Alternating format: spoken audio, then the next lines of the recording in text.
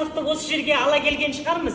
Алматы қаласы колледж. Следующая компетенция – управление локомотивом. Локомотив басқару құзыреттілігі. Үшінші орын – Абдикадиров Нурлан, ТО Алматинский технико-экономический колледж путей сообщения. Друзья, обладатель первого места и победитель компетенции веб-технологии Нурлабекова Жансая. Алматы қаласы технико-экономикалық колледж студенті. Шахабай Жанарыс, Алматы қатынас жолдары техникалық экономикалық колледжі.